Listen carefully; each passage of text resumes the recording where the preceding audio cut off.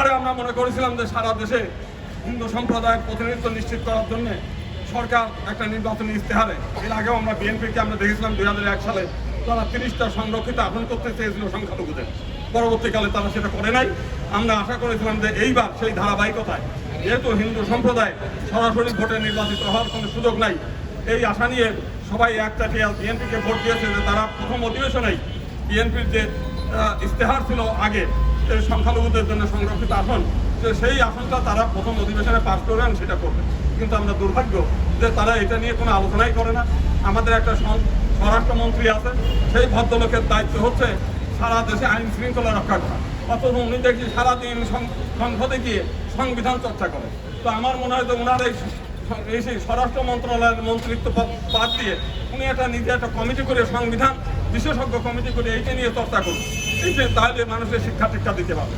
বাংলাদেশের সারা দেশেও প্রতিদিন হত্যা, লুণ্ঠন, চাঁদাবাদিতে অতিষ্ঠ মানুষ, অথচ সেদিকে তার কোনো খেয়াল নাই, সেদিকে তার কোনো কাজ নাই। সে আছে সারাদিন সংবিধান চর্চা, সংবিধান নিয়ে যেখানে আইন মন্ত্রী হয়ে গেছে এই কথাগুলো বলা, সেখানে কিন্তু সেগুলো করতেছে।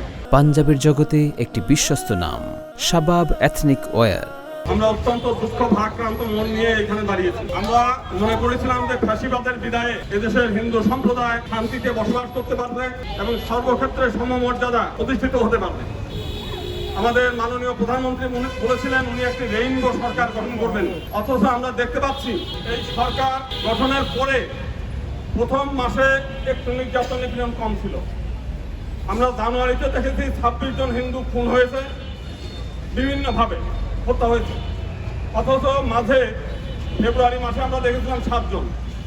এই মার্চে এসে আবার 24 জন হিন্দু কোথাও সরাসরি খুন, কোনো জায়গায় নানা কারণে হত্যাকাণ্ডের শিকার হয়েছে, নিহত হয়েছে। এবং শুধু তাই না, জমি দখল, চাঁদাবাদিতে অতিষ্ঠ অবস্থা, মন্দির দখল, প্রতিমা ভাঙচুর, প্রতিনিয়ত প্রতিদিন ঘটনা ঘটছে। এর মধ্যে দেশটাকে হুমকি, তারপরে মিথ্যা ধর্ম মানার অজুহাতে এর আগে আমরা দেখতাম যে গত ফ্যাসিবাদের সময়ে মামলা হতো, আমরা মনে করছিলাম এই সরকারের সময় হবে না। তারপরেও দেখলাম যে সেই ঘটনাগুলো ঘটছে এবং এই উত্তরবঙ্গে গত 2 দিন আগেও একটি ছেলেকে মিথ্যা ধর্ম মানার অজুহাতে তাকে হাজতে নিয়ে গেছে। অথচ একই রকম ঘটনায় আপনার ফারাবি নামে একটা লোক, যিনি হিন্দু ধর্মের বিভিন্ন ধর্মীয় বিষয় নিয়ে নানান কটূক্তি তার ফেসবুকে লেখার পরে এখানে ডাক্তার টিম্পল তার বিরুদ্ধে মামলা করেছে, পুলিশ এখন আর তার ধরে না। অথচ হিন্দু হলে আমরা দেখেছি কোনো তদন্ত নাই, কোনো মামলা হওয়ার আগেই তাকে গ্রেফতার করে নিয়ে এসে তারপরে মামলা নেয়। এরপর তদন্ত করে, 2 বছর তদন্ত করার পরে জানা যায় না সে এটা করেনি। অথচ ফারাবির বিষয় সেখানে দেখলাম যে না, তারে গ্রেফতার করে না, পুলিশের কাছে যে বারবার গেলে পরে সে ধন্যবাদ হচ্ছে, বলতে যে সে ফেসবুক থেকে ওটা মুছে ফেলছে।